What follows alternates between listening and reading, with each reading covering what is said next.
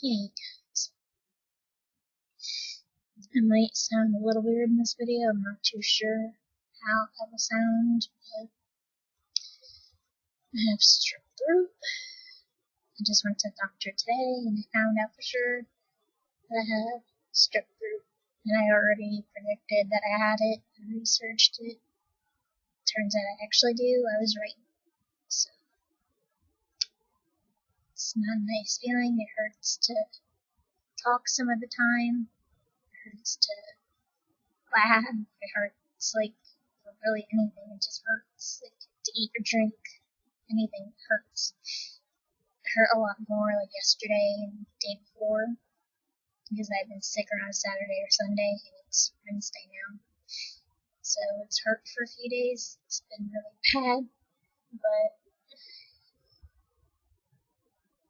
I am in the process of healing because I have some steroids and antibiotics that they're putting me on so that I can deal with this and be healed and hopefully no longer have strep throat.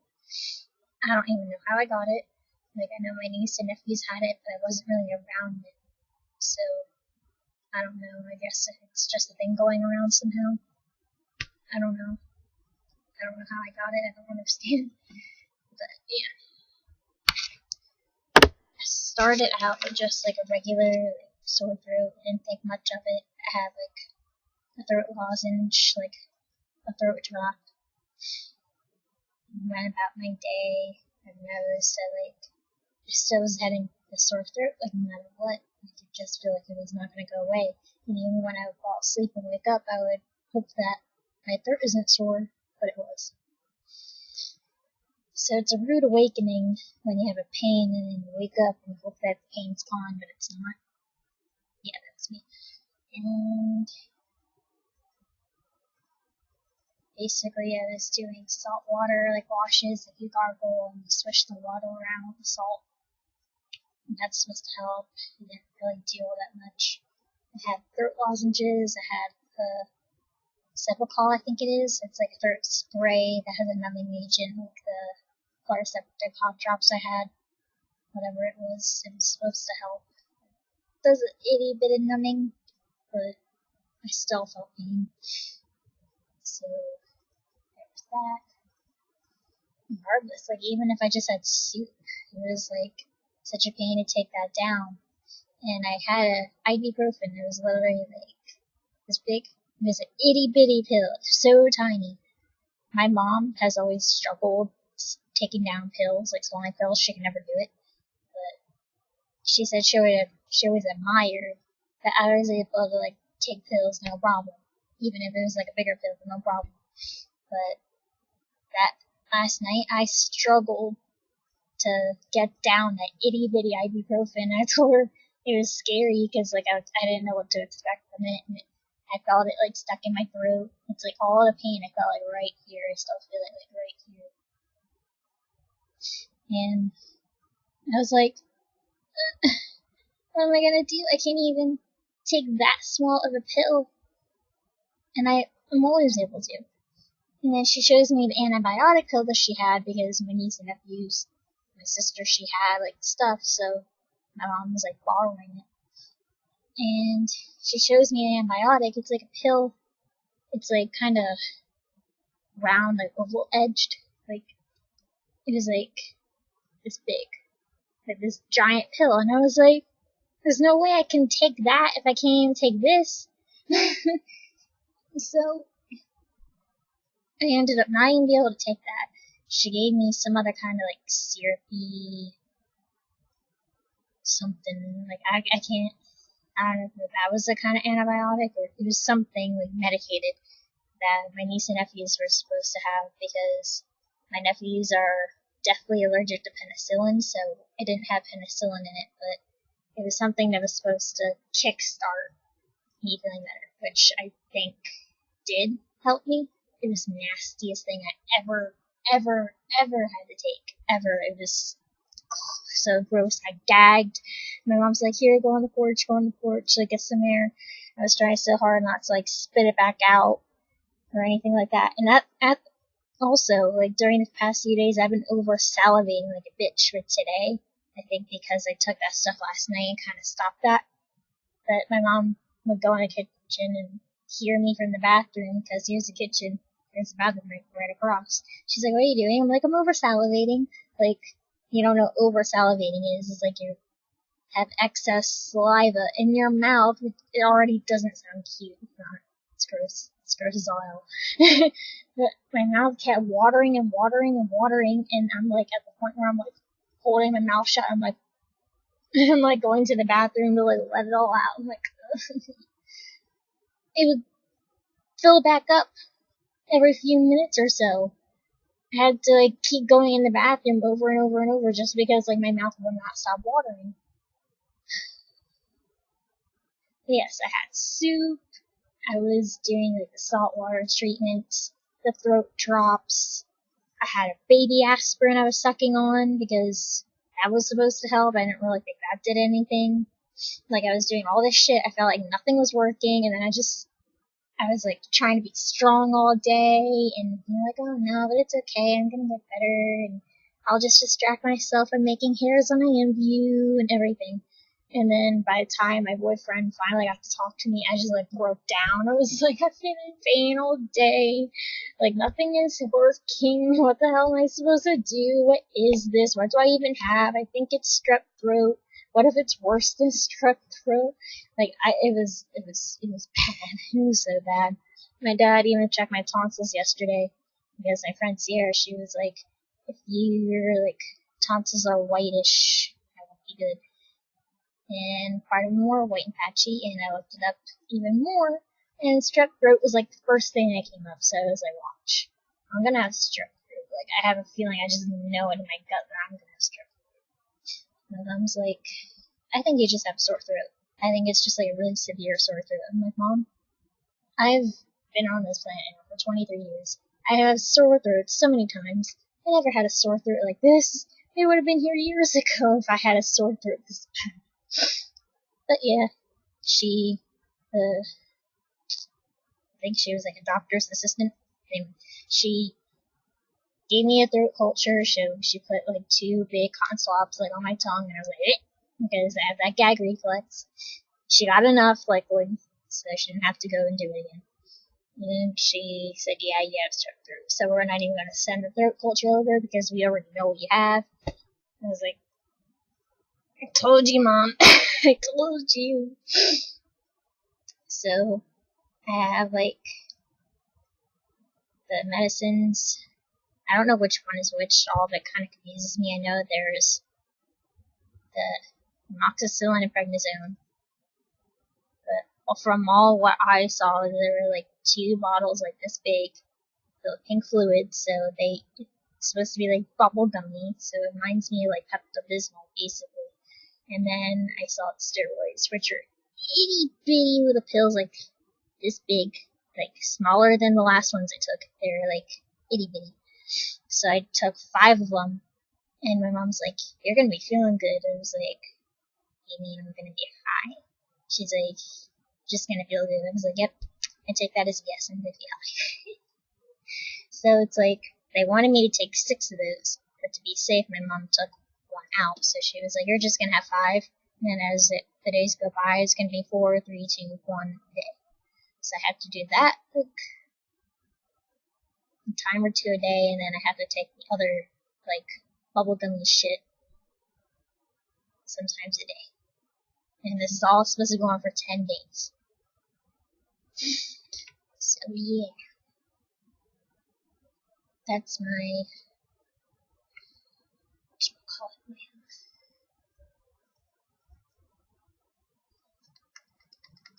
what's the name?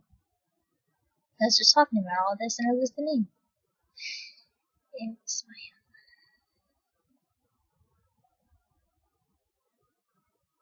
strep story.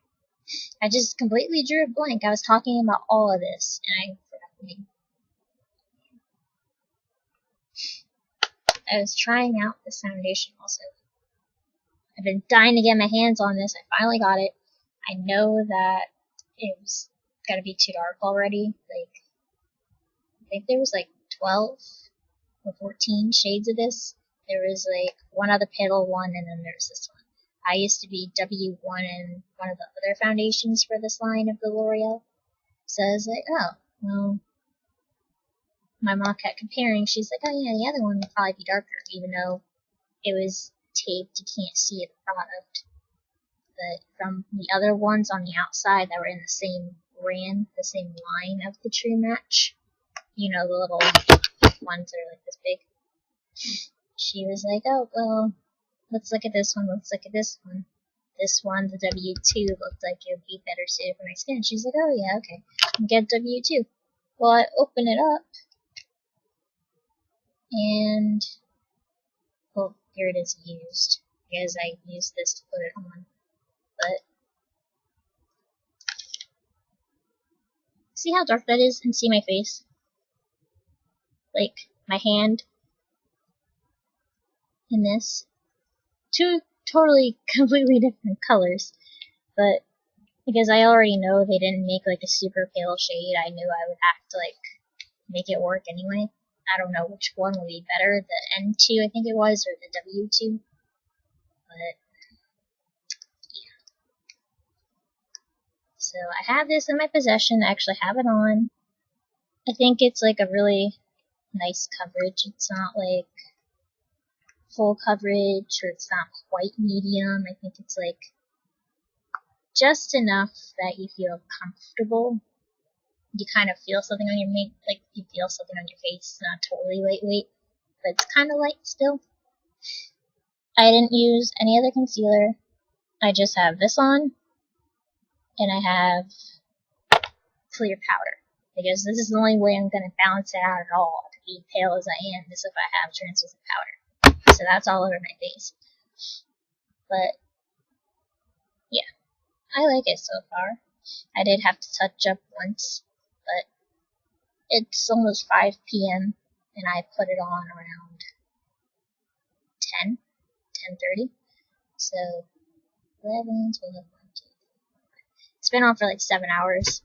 So I think for me only having to touch it up once is pretty good. And I also have oily skin. So this is like a mattifying powder. Plus, yes, here it is. I think it's pretty mattifying, like on its own, because I noticed like after I even put it on that like my face isn't like glowy or shiny. So it's not like an illuminating primer. But it doesn't say that it's mattifying either. It just says magic potion. Refines lines, fills in fine lines, like refines pores, fills in fine lines, brightens complexion, even skin tone. I don't know about all those claims. I just know that I think it made my foundation last longer. It gave me a nicer texture. As soon as I put it on my face, it felt like velvet, like borderline silicone. Like, not silicone, but the soft, buttery feeling you get from it. Like that's what it reminded me of. And I really like it. So I have that on, this on, powder. Just regular powder. NYC Smooth Skin powder. Like no concealer, nothing. And I think it's nice enough that I would wear it out like I already did today. It's one of those days like you don't want to wear like makeup. You want something on your face, but you don't want it to make it look like you have something on. This would be one of those things. Because it's a really glowy foundation on its own. You can wear it by itself as it is, put on some concealer, do whatever, or you can mattify it like I did. And then I like put on a highlighter like on my nose and my cheeks.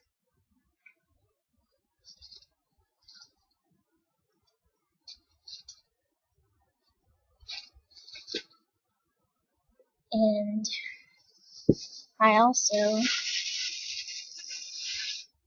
have burgundy hair dye, so soon this is gonna be pretty. I might actually try dyeing the hair myself once, because I never really did that before. I always feel like I'm gonna mess it up, but now that I have like shorter hair, I feel like there's like a chance that I could actually do my hair well.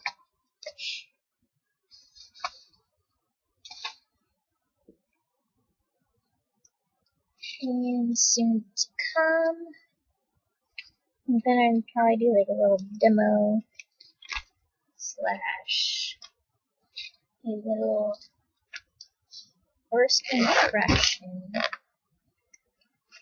It looks dirty because of the white powder, but it's brand new, right out of the packaging. I never even used it yet. It's Wet n Wild Graphic Marker Eyeliner.